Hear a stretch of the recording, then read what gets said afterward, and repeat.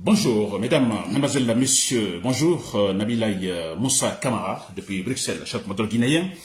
Très bien. Alors, j'ai ce thème d'information pour ce samedi matin.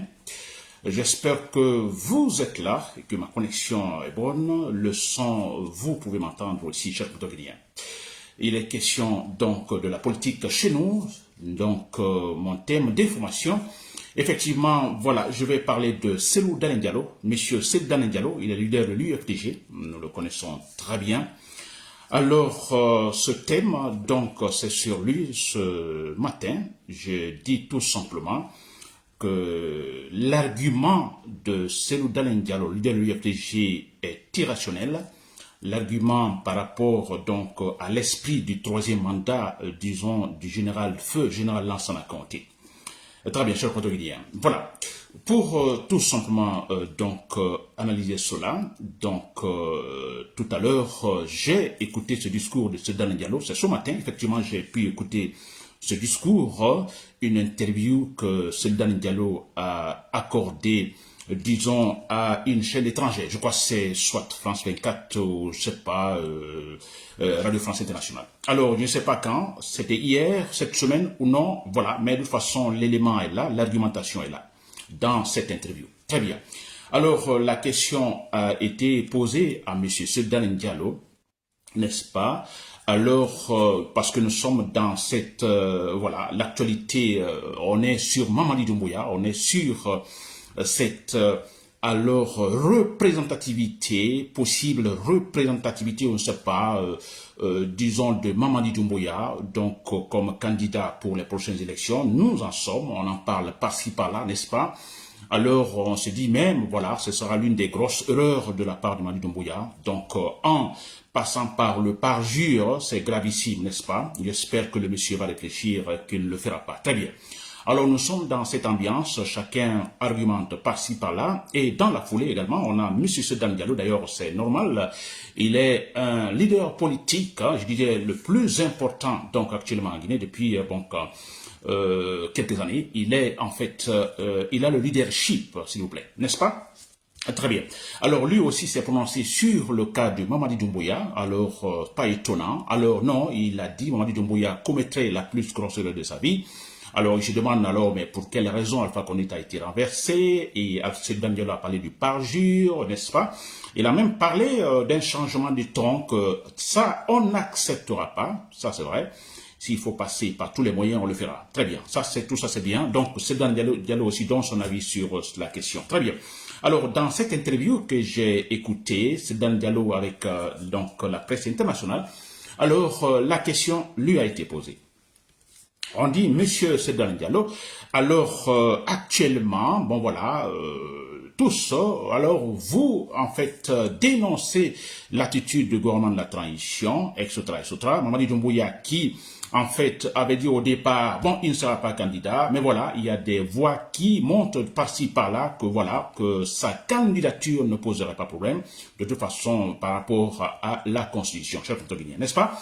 Alors, les journalistes le disent, bon, écoutez, mais, M. Cellou Dalein Diallo, vous-même, vous, disons, pendant le régime de Lansana Conté, on se rappelle que Lansana Conté également avait en fait passé au troisième mandat, n'est-ce pas? Ce troisième mandat qui violait la Constitution, qui violait l'esprit du processus démocratique, n'est-ce pas? Alors, il dit, bon, écoutez, finalement, Lansana Conté est passé à la vitesse supérieure. Il y a eu une nouvelle constitution, n'est-ce pas, pour permettre à M. Lansana Conté de, effectivement, voilà, de se maintenir au pouvoir, n'est-ce pas? Très bien. Il dit, mais, monsieur, vous, c'est dans le dialogue, vous-même, vous étiez là, vous avez, en fait, alors supporté cette idée du troisième mandat, cet esprit du troisième mandat, n'est-ce pas? Et que d'ailleurs, après, vous aviez été nommé Premier ministre dans ce même régime par Lansana Conté. Alors, comment expliquez-vous cela? La question a été posée à M. Cellou Dalein Diallo. Très bien. C'est une super bonne question, c'est vrai, une très bonne question. Alors, très malheureusement, alors j'ai pas été convaincu par la réponse de M. Cellou Dalein Diallo. Je rappelle que Cellou Dalein Diallo, il est le leader politique de l'UFDG. Alors, son importance, on n'en parle pas. Son électorat, là, on n'en parle pas. Vous comprenez, cet homme a été plusieurs fois, en fait, triché. Il pouvait facilement gagner les élections en 2010. 5 années après, aussi, voilà, il a été recalé par-ci, par-là. N'est-ce pas? Alors, cela, je le défends, ça c'est vrai, je défends toute personne qui tente effectivement de donner un élan positif à notre processus de démocratisation, et ça c'est vrai. Et Sedan Diallo, je dis, c'est une grande personnalité, si nous prenons donc sa personne, une grande personnalité. Alors, vous comprenez, je crois que tout le monde le sait, même ses adversaires le savent très bien, n'est-ce pas? Et autre chose, Sedan Diallo aussi, il faut le dire que il faut le défendre. L'une des causes ou l'une des raisons qui me pousse effectivement à défendre cet homme, parce que je suis pour le processus de démocratisation, je suis pour une démocratie, je suis pour la loi au-dessus de tous les Guinéens, n'est-ce pas? Très bien, chers compatriotes guinéens. Alors, il y a un élément qui est important, si vous remarquez bien, toutes les décisions politiques de Alpha Condé jusqu'à maintenant sont déterminées par la position politique de Sedan Diallo. C'est clair. Si vous vous rappelez, je peux dire pendant tous les 2 mandats de Alpha Condé, ça a été conditionné par la position politique de Sedan Diallo. D'abord, les élections en 2010, on a vu l'écart entre le premier tour et le deuxième tour. Alors, cet écart de jamais vu. Alors, il était question de tout faire pour que Sedan Diallo n'arrive pas au pouvoir. C'est-à-dire qu'un peuple n'arrive pas au pouvoir, il faut le dire, ça c'est la vérité. N'est-ce pas? Alors, vous voyez, alors, depuis qu'Alpha Condé est arrivé au pouvoir, tout ce temps, il se bat uniquement pour pouvoir noyer Sedan Diallo. C'est-à-dire faire tout pour que cet homme n'arrive pas au pouvoir, pas seulement cet homme, mais pour que un citoyen guinéen, un peuple n'arrive pas au pouvoir. Donc, finalement, il a conditionné tout le, je disais même au temps d'Alpha Condé, à cause de Sedan Diallo, Alpha Condé, en fait, se plonge dans les erreurs. N'est-ce pas?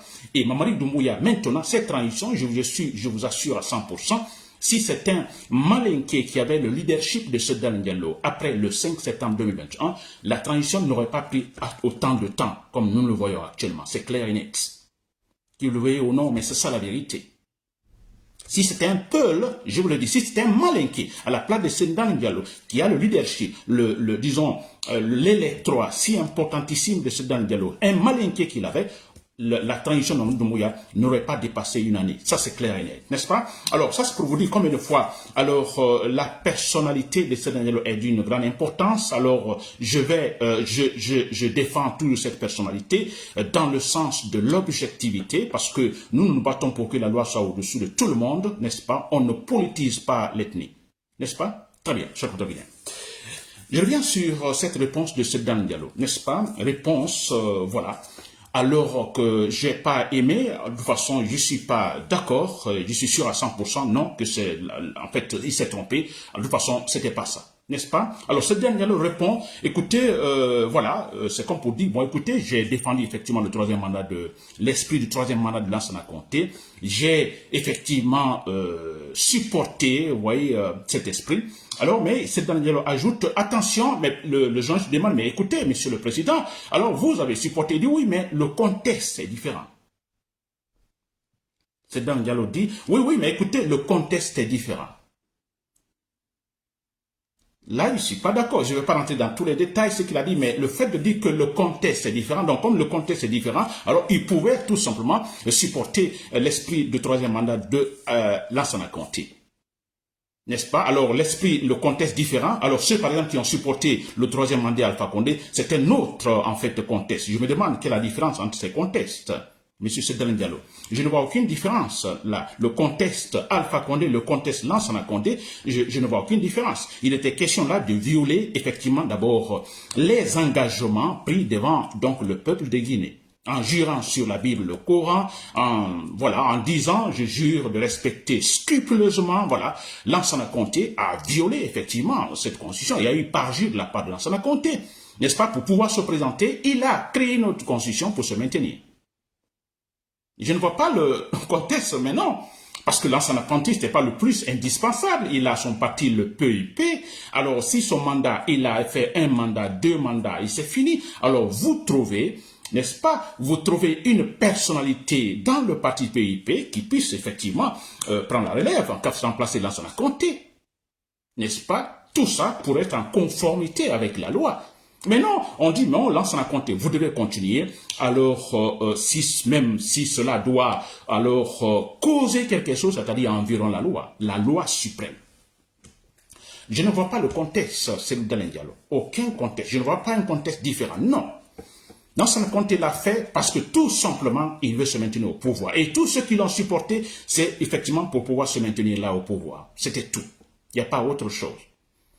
C'était plus simple, comme je viens de le dire. Les mandats, les 2 mandats sont terminés, 10 ans au pouvoir, Lansana Conté. Mais écoutez, vous trouvez quelqu'un d'autre. Il y en a plein dans le PIP. Il y a pas mal de personnalités. Un autre candidat, et puis voilà. Et ça pouvait, si cela, Lansana Conté l'avait fait, je vous assure, on aurait eu de bonnes répercussions aujourd'hui. Sûrement, on n'aurait pas connu ni Dadis, on n'aurait pas connu, disons, peut-être Alpha Condé, mais on n'aurait pas connu Mamadi Doumbouya. Si Lansana Conté avait agi réellement en ce moment, comme il le fallait, en respectant la Constitution.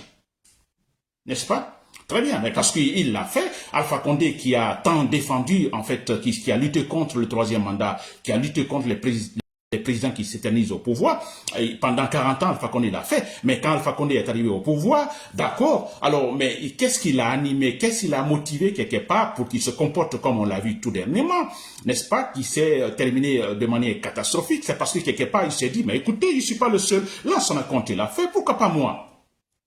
N'est-ce pas? Mais si Lansana Conté avait agi réellement, démocratiquement, proactivement face à la constitution guinéenne, je vous assure, on n'aurait pas connu tant de problèmes que nous, en fait, connaissons aujourd'hui. Donc, je ne vois pas, disons, que Seydou Diallo parle de contexte, n'est-ce pas?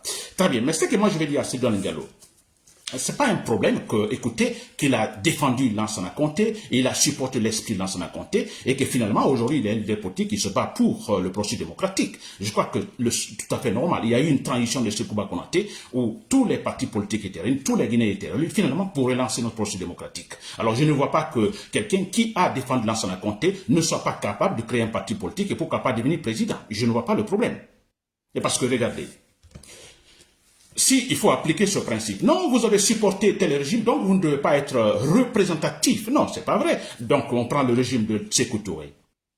N'est-ce pas? Si on applique Sékou Touré, c'est-à-dire tous ceux qui ont servi au temps de Sékou Touré, alors vous ne devez pas être représentatif. Donc écoutez, moi je ne sais pas comment expliquer. Ceux qui sont arrivés au pouvoir en 3 avril 84 avec Lansana Conté, qui ont pris le pouvoir, les militaires, mais ils sont issus du régime de Sékou Touré. C'est les gens qui ont défendu corps et âme Sékou Touré, qui ont défendu la révolution. Des gens qui ont massacré, mis les gens en prison au Cambodge. Ce sont ces militaires-là. N'est-ce pas? Mais voilà, à un moment donné, on a 3 avril, ils font un coup d'état militaire, changement. Alors nous sommes pour la démocratie libérale. Ça, c'est pas un problème. Du moment que le changement va du mauvais au bon, ce que je disais l'autre fois. Si vous quittez du négatif vers le bon, on applaudit. Mais ce qui est grave, vous quittez le positif, vous retournez en fait vers le négatif, c'est ce qui est condamnable. On ne peut pas condamner Lansana Conté qu'il a supporté, il a été un homme, disons, je dirais, un homme comment on appelle ça, de confiance de Sékou Touré. Il l'a défendu carrément, vous comprenez? Mais après, il a fait un coup d'état militaire. On ne va pas dire non, mais Lansana Conté, vous étiez l'homme de confiance de Sékou Touré. Non, vous ne pouvez pas être. Non, on ne peut pas le dire. Du moment qu'il Lansana Conté, il y a un progrès, un changement dans l'esprit. C'est-à-dire, nous abandonnons la dictature, nous allons maintenant vers la démocratie avec les structures politiques, la structure libérale et économique. N'est-ce pas?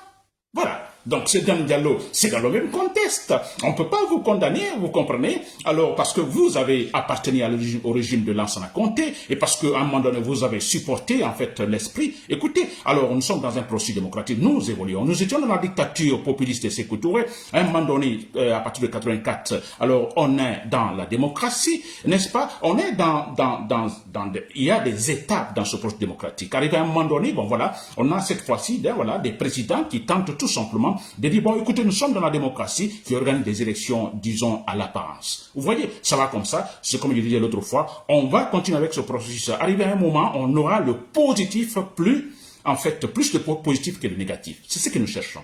Le parfait, non, mais que le positif domine le négatif. N'est-ce pas? Je donne l'exemple sur Lansana Conté. Je peux prendre aussi au pays de l'Est, par exemple. En Russie. J'espère que vous, voilà, donc le son est bon. Très bien. Alors, je prends un exemple également en Russie.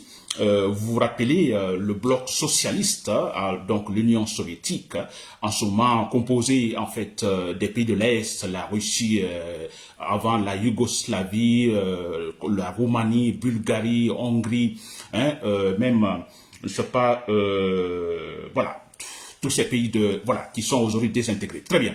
Alors, vous voyez, alors là aussi, si je prends le cas, par exemple, de la Russie, n'est-ce pas? En 80, dans les années 90, il y a eu l'éclatement de l'Union soviétique, n'est-ce pas? Mais avant cela, il y a eu un comportement politique, disons, de grande importance de Gorbatchev. Gorbatchev qui était en ce moment à la tête de l'Union soviétique. N'est-ce pas? Gorbatchev avait compris que, écoutez, disons, la doctrine socialiste ne pouvait plus effectivement, disons, satisfaire les besoins, disons, des habitants de l'Union. N'est-ce pas? Alors, la population augmentait, mais aussi, comme je l'ai dit l'autre fois, l'entourage, tous les pays environnants, en fait, étaient déjà dans l'ambiance libérale, vous comprenez. Alors, c'était pas facile pour, disons, la population, disons, de l'Union soviétique. Alors, voilà, c'était pas possible donc de supporter. Donc il y avait l'envie de progresser, l'envie, vous comprenez, d'être libre. Alors Gorbatchev, il a compris, il a introduit certains concepts politiques, on appelle ici glasnost, perestroïka. Il était question par exemple de faire des réformes politiques, des réformes agraires, etc. etc. N'est-ce pas?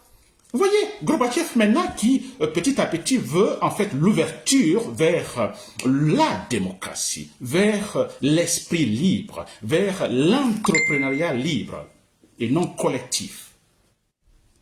Mais qui est Gorbatchev? Gorbatchev était, donc, c'était des hommes, hein, alors formés donc dans le socialisme, n'est-ce pas, dans le socialisme, je dirais, disons même de léninisme, n'est-ce pas, de stalinisme.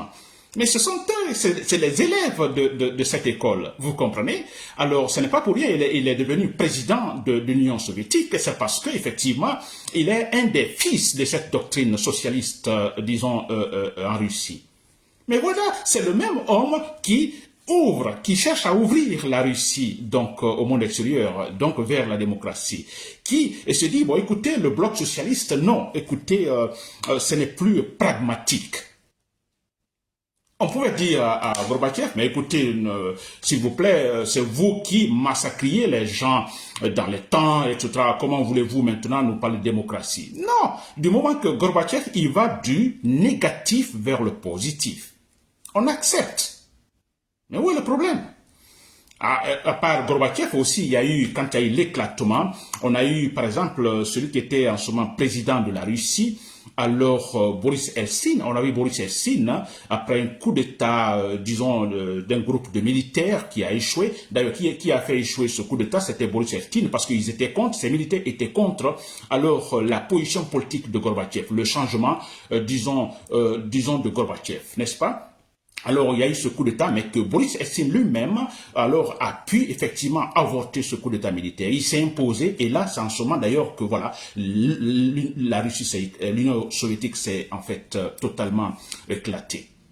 Mais Boris Eltsine, quand il est arrivé, il suivait finalement le processus démocratique, il ne suivait pas ce processus, alors, politique disons, comme ça a été au départ, le léninisme, par exemple, le socialisme, non. N'est-ce pas, Boris, même si on ne dit pas que c'était purement démocratique à 100%, la transparence, tout ça, mais déjà il y a l'ouverture de Boris Eltsine. Mais c'est clair, c'est Boris Eltsine qui a laissé le pouvoir, et il a pris Poutine, par exemple, pour être son premier ministre, et après il a laissé le pouvoir à Poutine. N'est-ce pas? Alors vous pouvez dire, vous voyez, Boris Eltsine, c'était des gens de l'Union soviétique, des gens qui défendaient l'idée, la doctrine léniniste et tout ça, mais voilà, qui s'ouvrent à la démocratie. On ne peut pas les condamner, M. Seldal Diallo. N'est-ce pas? Votre position n'est pas condamnable, s'il vous plaît. Du moment que vous partez, en fait, du négatif vers le positif. Mais c'est tout. Du moment que vous défendez maintenant la vérité, la réalité, le processus démocratique.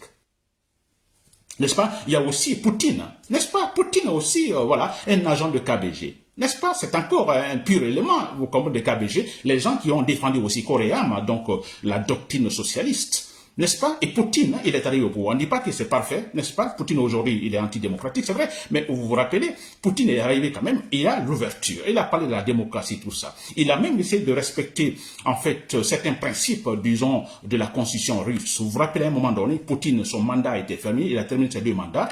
Vous comprenez? Il s'est retiré. Il s'est retiré en présentant un autre candidat, son vice-président. N'est-ce pas? Qui a pris sa place et qui a fait un mandat. Et Poutine est revenu après. Pourquoi? Donc il y a quelque part, même si voilà, on ne parle pas de la transparence démocratique là, mais l'idée est là, l'esprit est là. Poutine se dit, bon écoutez, parce que si c'était le temps de régime socialiste, non, Poutine n'a pas besoin de faire de telles acrobaties politiques. Non, il s'imposerait tout simplement 2 mandats, 3 mandats, 10 mandats et continue. N'est-ce pas? Mais quelque part, avec Poutine, on a vu, non, il dit, bon, 2 mandats, je me retire, je présente mon vice-président, alors, et après un mandat, moi, je le présente. Vous voyez, ça déjà, c'est important, ça prouve qu'il y a l'esprit démocratique dedans. Même si Poutine, aujourd'hui, c'est un dictateur. Vous comprenez? Donc, vous voyez, c'est Poutine qui se comporte ainsi. Des gens qui ont défendu 100% l'idéal doctrine dictatoriale. On ne peut pas le condamner, on ne peut pas dire non, Poutine, c'est vous qui assassinez les gens. Non, non. Maintenant, vous voulez une ouverture démocratique. Non, s'il vous plaît, du moment que vous partez du négatif vers le positif. C'est ce qui compte. S'il vous plaît. N'est-ce pas? Alors, je prendrai le cas de Mamadi Doumbouya, n'est-ce pas? Mamadi Doumbouya, écoutez, l'exemple, c'est un exemple aussi frappant en Guinée. Mamadi Doumbouya, alors, qui est Mamadi Doumbouya? C'était les gens de Alpha Condé, n'est-ce pas? C'est les gens de Alpha Condé qui assassinaient, mais ce sont eux, les forces spéciales, ce sont ces gens-là qui assassinaient, qui donnaient une sorte de vigueur, je dirais, alors dictatorial, élan dictatorial à Alpha Condé. Ce sont ces militaires-là, ces policiers qui tuaient n'importe comment, n'est-ce pas? Mais qui a renversé Alpha Condé? Mamadi Doumbouya. Alors Mamadi Doumbouya, il est président de la transition. On aurait dit aussi, mais écoutez, non, écoutez, c'est la même chose, c'est vous qui confortiez Alpha Condé, c'est vous qui assassiniez pour Alpha Condé, tout ça. Alors vous êtes, non, du moment que là, malheureusement Mamadi Doumbouya n'est pas celui-là, mais du moment que Mamadi Doumbouya renverse Alpha Condé, dit, bon écoutez, c'était franchement de la pagaille, la Guinée était méconnaissable, l'ethnocentrisme à 100%, ça signifie quoi? Que Mamadi Doumbouya avait abandonné le négatif, on va vers le positif. N'est-ce pas? C'est-à-dire que, voilà, comme si on arrive à comprendre, on se dit, ah, on réfléchit beaucoup, ah, mais écoutez, ça ne peut pas aller comme ça. On va aller vers le positif. Voilà, l'ouverture. Vous voyez, donc ce n'est pas condamnable, M. Seydou Diallo, mais dire que les contextes sont différents, ça non, je ne partage pas votre idée, les contextes sont les mêmes, du moment que, en fait, tout simplement, on viole la Constitution, on viole, en fait, un serment, cher Motoguinien. Très bien, c'était Nabilaï Moussa Kamara, depuis Bruxelles, merci pour l'écoute, j'espère que je me suis fait comprendre.